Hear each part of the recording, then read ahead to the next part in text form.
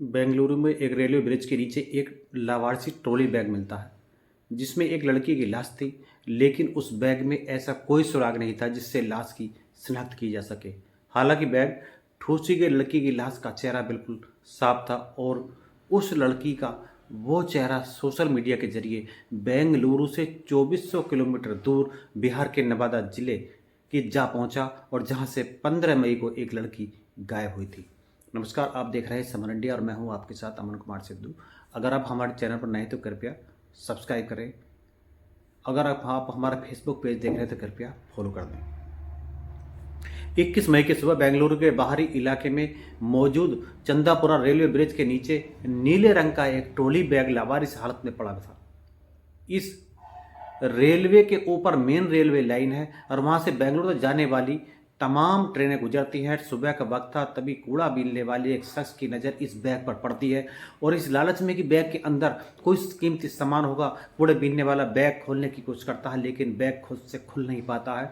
तब वो बैग के ऊपरी हिस्से से किसी नुकीली चीज़ से काट लगाता है। जैसे ही वह बैग के अंदर उसकी नज़र पड़ती है वह चीखता हुआ वहाँ से भाग जाता है। दरअसल उस बैग के अंदर एक लड़की की ठूसी हुई लाश थी जिसको ठूस ठूस कर भरा गया था। थोड़ी देर बाद बेंगलुरु के सूर्यनगर पुलिस स्टेशन को किसी का फोन आता है। फोन करने वाला चंदापुरा रेलवे ब्रिज के नीचे लावारिस पड़े इस बैग और बैग में रखी एक लड़की की लाश की जानकारी देता है। थोड़ी ही देर में पुलिस मौके पर हुई। बैग और लाश दोनों की शनाख्त की जाती है लेकिन पुलिस को मायूसी हाथ लगती है और बैग के अंदर ऐसी एक भी चीज नहीं थी जिससे लड़की की पहचान की जाए। बस शुक्र इतना था कि लाश का चेहरा सही सलामत था और लेकिन बॉडी को सरकारी अस्पताल पोस्टमार्टम के लिए पुलिस भिजवा देती है। जिस तरह रेलवे ब्रिज के नीचे ये बैग और बैग के अंदर से बॉडी बरामद हुई थी, उसे देखते हुए पहली नज़र में पुलिस को यही लगा था कि कातिल ने किसी चलती ट्रेन से इस बैग को यहाँ फेंका है और पहले चश्मदीद यानी कूड़ा बीनने वाले से पूछताछ के बाद अब बेंगलुरु पुलिस इस जांच में जुट जाती है कि अंदाजन किस वक्त ये बैग इस रेलवे ब्रिज के नीचे फेंका गया और तब क्या वक्त हुआ था और कौन कौन सी ट्रेनें उस वक्त वहाँ से गुजरती होंगी। लेकिन बेंगलुरु पुलिस के हाथ कोई कामयाबी नहीं लगी और यहाँ तक कि बैग से बरामद लड़की की शनाख्त भी नहीं हो पाती है। हालांकि तब तक मीडिया और सोशल मीडिया में ये खबर फैल जाती है और बैग के ऊपर फटे हुए हिस्से से लड़की का चेहरा साफ साफ दिख रहा था। यही चेहरा सोशल मीडिया पर कई जगह इस बैग के साथ दिखाए जाने लगता है। बेंगलुरु से लगभग 2400 किलोमीटर दूर बिहार के नवादा जिले के हिसुआ गांव नवादा के इस हिसुआ गांव से 15 मई को 17 साल की एक नाबालिग लड़की अचानक घर से गायब हो जाती है और घर वाले उसे हर वक्त ढूंढते हैं पर लड़की का कोई सुराग नहीं मिलता है और थक हार कर लड़की के पिता हिसुआ थाने में बेटी की किडनैपिंग की शिकायत दर्ज करा देते हैं। पुलिस शिकायत तो दर्ज कर देती है लेकिन निर्मल दास की बेटी का कोई सुराग नहीं मिलता है। इसी दौरान अचानक 23 मई को सोशल मीडिया पर बेंगलुरु के लाश वाली बैग की कहानी और तस्वीर दिखाई जाने लगती है। इत्तेफाक से बेंगलुरु में बैग से मिली लड़की की लाश की खबर और तस्वीर सोशल मीडिया के जरिए हिसुआ पुलिस तक पहुंच जाती है और पुलिस जब बैग से झांकती लड़की की लाश के चेहरे को देखती है तो उसे यकीन हो जाता है कि ये उसी लड़की की लाश हो सकती है जो 15 मई से हिसुआ से गायब है। बेंगलुरु के सूर्यनगर पुलिस स्टेशन से ये कन्फर्म होते ही कि बैग में बरामद लाश निर्मल दास की बेटी की है, फौरन हिसुआ पुलिस की एक टीम बेंगलुरु के लिए रवाना हो जाती है और वहां लड़की के पिता अपनी बेटी की लाश की शिनाख्त कर लेते हैं और इस तरह 21 मई को बेंगलुरु के चंदापुर रेलवे ब्रिज के नीचे मिले ट्रॉली बैग और उस बैग से मिली लड़की की शिनाख्त पूरी हो जाती है। पर कहानी अभी अधूरी थी क्योंकि पोस्टमार्टम रिपोर्ट के हिसाब से लड़की का कत्ल करने के बाद उसकी लाश को बैग में ठूसा गया था। पोस्टमार्टम रिपोर्ट के मुताबिक लड़की को गला घोंटकर मारा गया था और उसकी गर्दन की हड्डी टूटी हुई थी। लड़की के सीने पर बैठकर उसका गला घोंटा गया था। अब दो सवाल उठते हैं। सवाल नंबर 1, लड़की का कातिल कौन है? सवाल नंबर 2, कि बिहार के नवादा के हिसुआ गांव के रहने वाली इस नाबालिग लड़की गांव से 24 किलोमीटर दूर बेंगलुरु कैसे पहुंच जाती है। चूंकि लाश बेंगलुरु में मिली थी और केस बेंगलुरु के सूर्यनगर पुलिस स्टेशन में दर्ज था, लिहाजा केस बेंगलुरु पुलिस का ही था। लेकिन दूसरी तरफ लड़की की किडनैप का केस बेंगलुरु से दूर नवादा के हिसुआ थाने में भी दर्ज हुआ था। इसलिए अब दोनों राज्यों की पुलिस ने एक दूसरे की मदद से केस को सुलझाने का फैसला किया और दोनों टीमें लग जाती हैं। लड़की के पिता निर्मल दास ने अपनी शिकायत में ये अंदेशा जताया था कि उनकी बेटी का किडनैप हुआ है और किडनैप करने वाले का नाम आशिक कुमार है और आशिक कुमार हिसुआ के बराबर वाले गांव का रहने वाला है और शादीशुदा आशिक की पत्नी और बच्चे यही नवादा में रहते हैं, जबकि वो खुद बेंगलुरु में नौकरी करता है। पुलिस में रिपोर्ट लिखाने के बाद लड़की के पिता निर्मल दास आशिक कुमार के घर भी गए थे, उसकी मां और पत्नी से मिले। अब चूंकि किडनैपिंग की रिपोर्ट नामजद थी, लिहाजा हिसुआ पुलिस ने सबसे पहले आशिक कुमार के गांव में दबिश दी और इत्तेफाक से आशिक कुमार गांव में ही मिल जाता है। उससे पूछताछ शुरू होती है और पूछताछ खत्म होते होते जब आशिक कुमार के साथ साथ कुल 7 लोग हिसुआ पुलिस की हिरासत में आ जाते हैं और इनमें आशिक के दोस्तों के अलावा बेंगलुरु में रहने वाले उसके फूफा और उसकी बुआ भी शामिल थे।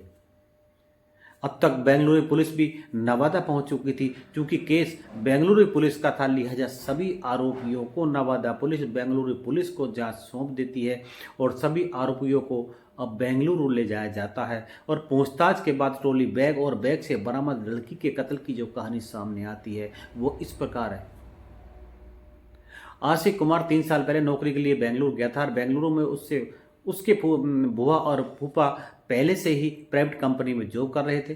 फूफा ने ही आशिक की नौकरी एक प्राइवेट कंपनी में लगाई थी और वो बेंगलुरु में अपने बुआ और फूफा के साथ उन्हीं घर में रहता था।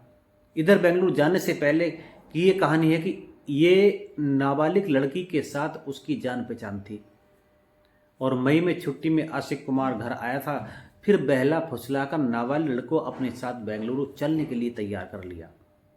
इसके बाद 15 मई को आशिक कुमार लड़की के साथ नवादा के हिसुआ गांव से सड़क के रास्ते गया और रेलवे स्टेशन पहुंचता है और हिसुआ से गया रेलवे स्टेशन की दूरी लगभग 45 किलोमीटर है। लिहाजा गया जंक्शन से दोनों एक ट्रेन में बैठते हैं और कोलकाता के लिए पहुंच जाते हैं। और गया से कोलकाता की दूरी लगभग 500 किलोमीटर के आसपास है और कोलकाता पहुंचने के बाद आशिक कुमार बेंगलुरु की ट्रेन में सवार हो जाता है और कोलकाता से बेंगलुरु तक की दूरी लगभग 875 किलोमीटर है। इस तरह तकरीबन 2400 किलोमीटर का सफर तय कर आशिक कुमार नाबालिग लड़की को अपने साथ बेंगलुरु ले आता है। बेंगलुरु में वे उसे अपने बुआ फूफा के घर ले जाता है और अब दोनों वहीं रहने लगते हैं। वो 20 मई की तारीख थी। सुबह बुआ और फूफा ड्यूटी पर जा चुके थे। घर में आशिक कुमार और नाबालिग लड़की अकेले थे।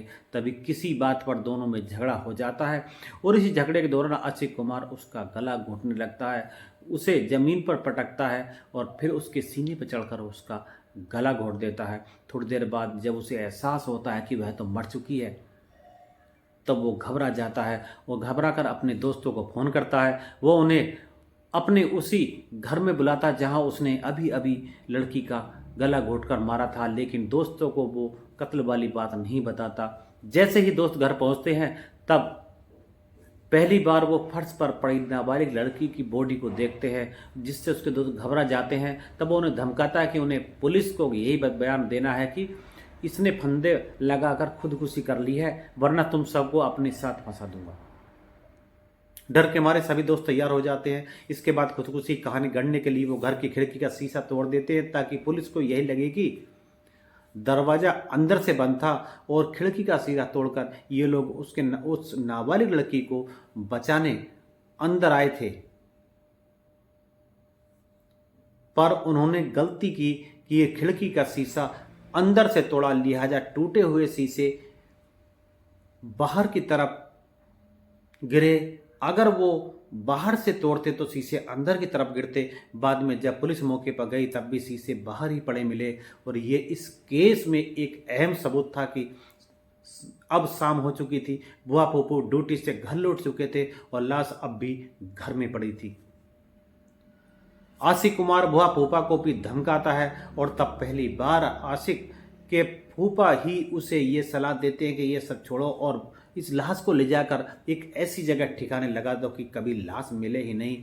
और इसी के बाद आशिक और उसके दोस्त एक ट्रॉली बैग में नाबालिग लड़की की लाश को ठूस ठूस कर भरते हैं और फिर आशिक के फूफा ऑनलाइन एक कैब बुक करते हैं और उसके बाद उसी कैब में रात के अंधेरे में आशिक और उसके दोस्त ट्रॉली बैग लेकर चंदापुर रेलवे ब्रिज के करीब पहुंचते हैं। हालांकि ट्रॉली बैग और फ्री और सुनसान जगह पर कैब से उतरने पर कैब ड्राइवर को शक होता है, पर वो अपना किराया लेकर निकल जाता है।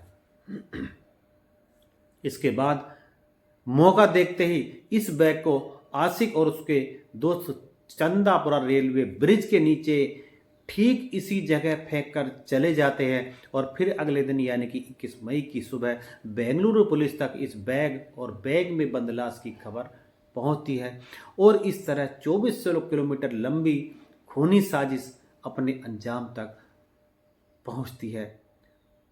फिलहाल पुलिस इन सभी को पकड़कर जेल भेजने की तैयारी कर रही है। इस पूरी कहानी को सुनाने का तात्पर्य आपको जागरूक करना है, आपको सावधान करना है।